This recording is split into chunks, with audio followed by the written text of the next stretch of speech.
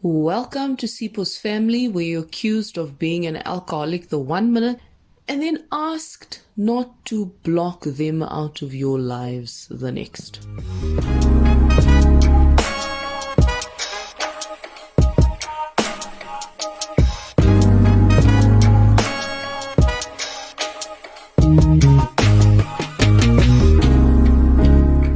What an explosive part 2 of the Makoti Are You the One Tell All. And we all know the star of the show was, or the center of attention, and that of course was Lona and Sipho. To be expected though, if you watched the season, you'd understand exactly why we were glued to the very first season of Makoti Are You the One. It's been drama throughout. Their journey has been quite tumultuous, and I just could never understand. First of all, Lona, what are you doing? What are you doing, Lona? You need to, number 1, locate the door, number 2, run through it, and number 3, never look back.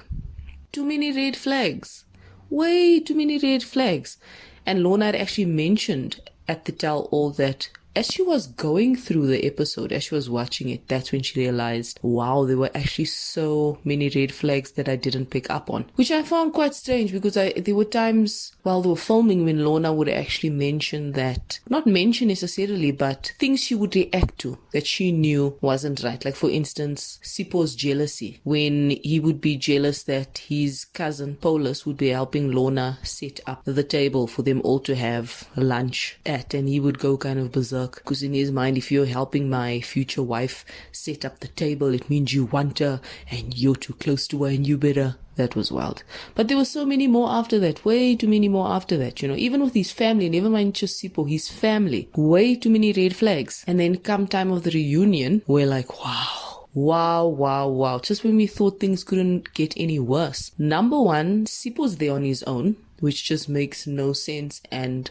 the host asks him, Sipho, where's, your partner or your girlfriend? And he's just playing it off like, who? And I'm like, Sipho, come now. I know you're not asking who right now when you know that we know that you were with Lona when we last saw you, so what's the deal? And then Sipho, when asked to kind of explain his side, what's the status of the relationship, he just flat out said, we're no longer together, Lona and I. And in attempting to explain or elaborate, he's rather asking the host, have you ever heard about or seen a Taz that operates as an Uber? And the host was like, what? I think we all were like, Sipho? Are we all responding to the same show here? Like, are we all speaking about Makoti Are You the One? Sipho was not making any sense, I swear. Nothing he said was in relation to what we had all kind of gathered there for. Some of us gathering in our houses, obviously watching from the television screen. But he was suspicious, that basically implying that Lona's getting dropped off by other men who aren't him in a Taz who's supposed to be, or that is supposed to be an Uber. I still don't understand the Taz Uber story. I'm so confused right now. Sipho, no idea what you were talking about. And to make matters worse, the tell-all goes further, and he says that basically the child Lona is carrying is not his. And that's when I just fell off from my seat, because how in the world did we get from his family accepting Lona, even giving her traditional attire to welcome her to the family when it was the last day of the 21-day trial of her being a Makoti? They accept her, they had the meeting, and they all accepted her into the family. They even gave her that attire just to seal the deal. Just for the reunion now, for number 1, them not to be together, and number 2, for him to say the child isn't his. My socks were blown all the way off. All the way off. Sipho was just acting super crazy. He had a different attitude towards Lona. He basically said something weird along the lines of, just stirring my coffee, it's hella cold in Johannesburg. He was saying that with his other children, when these baby mamas were pregnant, there was a certain energy he could feel, blah, blah, blah, blah, blah. And then with Lona, that kind of didn't happen. I was like, Sipho, what are you even talking about? Can someone explain this phenomenon to me? Is this like a supernatural thing? I was so lost. Wow. I'm still lost right now. My mom and I watched that show and we were just more lost than anything else. Not a coffee fan, but I mean, it'll have to do. it was so sad to watch, man. Like I did not want this for them. I was kind of really rooting for the two of them to work out, but then for Sipho to kind of come out with all these, accusations and these really bizarre claims was, I think, just left all of us as viewers completely stunned, and we were at a loss for words because this was not the direction in which their relationship seemed to have been going. So it's still kind of mind-boggling till this hour, but he definitely just doesn't believe that their child is his, and he's also stuck on the fact that Lona didn't take him along to the first appointment at the gynae office. And I was just like, Sipho, were you there when we all found out that you were in jail and they had to bail you out? Like, were you not there when you were telling Lona this? And also, how do you take up this issue way later at the tell-all? Like, why was it not an issue at that time? Do you know what I'm saying? I'm just like, Sipho, Although he did actually express being upset that he couldn't go to the gynae's office with her, the checkup, because he wants to be there for the child. But he also just deduced that from that one incident, it must mean that he's not my child. He is stuck on that, and he has just decided. But Lona explained how come she had went alone, they were going through whatever they were going through, and the only thing that could really bring her back to life emotionally, I think, and also mentally, based on what they were going through in the relationship, was hearing the heartbeat of her child, and she needed that. So, Lona, my dear, I don't know. I don't think you made a good assessment. It's actually like sad in hindsight, and I'm sad for you that you couldn't be a good judge of character prior to getting seriously involved with Sipho, because you should have been able to pick up on things, because definitely as we were watching as a viewer, we could for sure pick up on stuff, but then again, we weren't emotionally involved, so it's always so different. I always have to remind myself that, Natalie, it's different. You're not involved. It's easy. You've got the outside of you, so you can kind of see all angles, you can see everything that's happening that those involved may not be able to see. But still, there's no excuse. If you're involved, all the more reason to know what to look out for. If you're grown, especially your mother, because now if Sipho's in your life, he needs to be involved in your daughter's life. So obviously you need to be on guard even more, because you need to know if this is the right person to bring into your family. And I mean, it just so happened that she fell pregnant, so unfortunately she didn't dodge that bullet, because she has to deal with Sipho for the rest of her life. She unfortunately has to deal with this guy who is now suddenly embarrassing her on national TV, basically saying the child is not his. How embarrassing, that is just, it's just so embarrassing. And I just get such a bad feeling in my stomach just thinking what I would do if I were Lona and how I would feel. But Lona she's such a lady. You can say what you want about Lona, but Lona is so composed, because there were many opportunities, honestly, where she could have lashed out at him and really disrespected Sipho, because the things he was saying and his behavior was not okay, and it warranted a response from Lona that really would have been disrespectful. But you know what, Lona was so poised, and I was proud of her, but at the same time I could see she was hurting. And then Sipho's family has the nerve, number one, Sipho's sister in particular has the nerve to say to Lona, or to say to the rest of South Africa, that, hey guys, Lona's an alcoholic. And I'm just like, wow. So first she said she's an addict. She's like, no, Lona's an addict.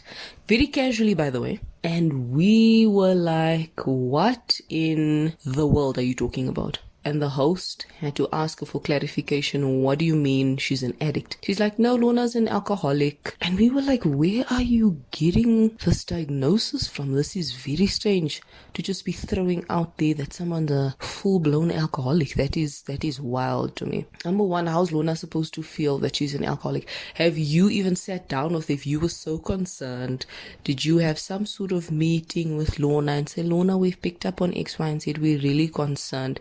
Is this the case? Are you battling with alcohol? If so, how can we be of support to you? You don't come on television then, after you haven't seen Lona for so long, and then wanna look all high and mighty and tell South Africa that Lona's an alcoholic. Are you serious? We can't take you seriously. You've had a bad attitude towards Lona from the start. You even tried to hit a pregnant lady. So anything you say at this point, unfortunately, cannot be taken seriously, because we know it comes from a place of you just not liking Lona. So we don't even know what to believe anymore, which I found was just so distasteful. And then, after Sipho kind of goes on his rant and he gets crazy, like physically, his gestures are getting a bit aggressive and people are trying to weigh in because the host said like, yo, to you, what do you think about the situation as an outsider? Sipho goes wild. Sipho doesn't allow other people to speak, yet he wants to be speaking over people the entire time. No one else has a chance to speak. The other gent from his relationship, he's a doctor. He tries to speak and to say to Sipho, listen, the reason you're not gonna go far in life is because you don't ever want to listen. You don't want to take advice. You don't just want to close your mouth for a minute and actually listen to what people are saying and internalize that and do some introspection. No, he went crazy. It took a while for him to settle down, for that doctor to like get his point across. It really took a while.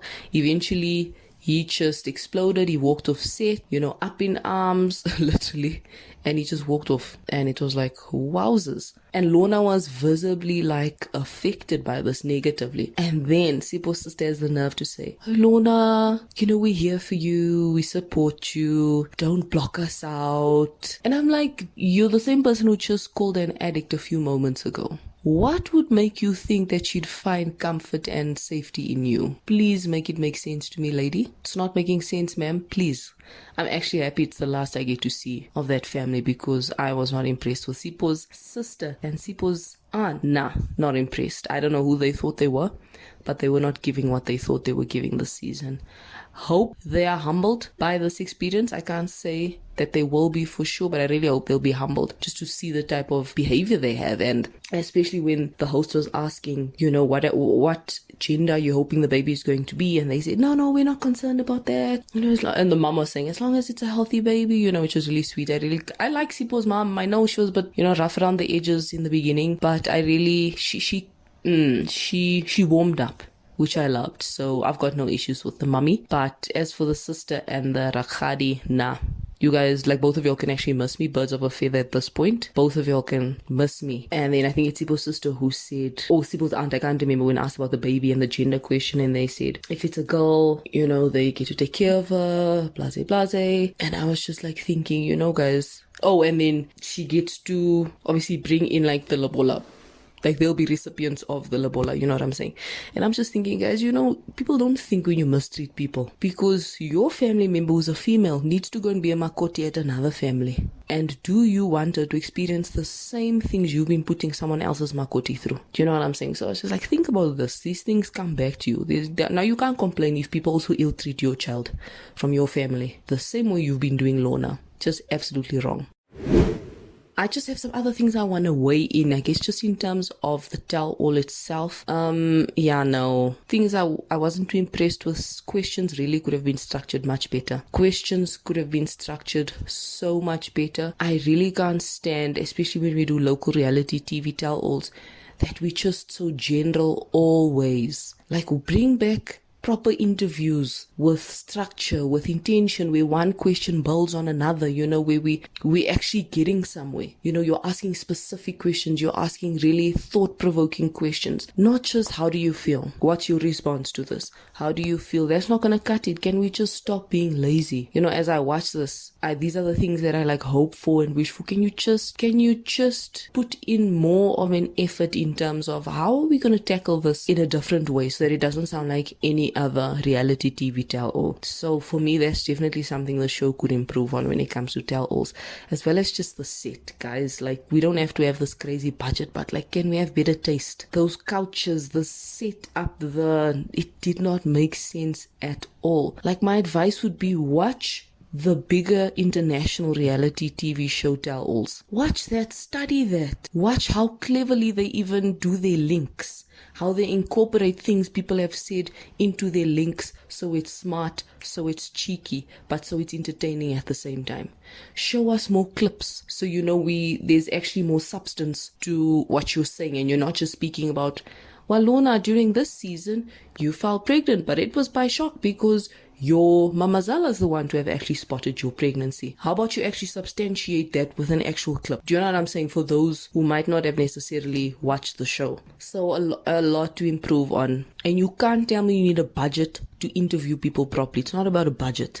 It's about having the skill. Interviewing is a skill, and I feel like that's what we need to work on locally. So that's really something that kind of ruffled my feathers a bit, where it's just the same old, same old. The only thing that even made us watch that tell all is obviously because of the people, the cast members and their stories. It's not because of, how the tell all was structured and how beautiful the set was, because the creativity was zero. It really was zero. And I'm sorry, I don't mean to be negative, but I'm just saying, like, can you actually give us something proper, dude? Like, that was not it, eh? And I mean, for a show that was so creative, just the concept, we've never had Makoti, Are You the One? So they have got to give it to them. You guys were already on par with having a show that's creative we've never had before.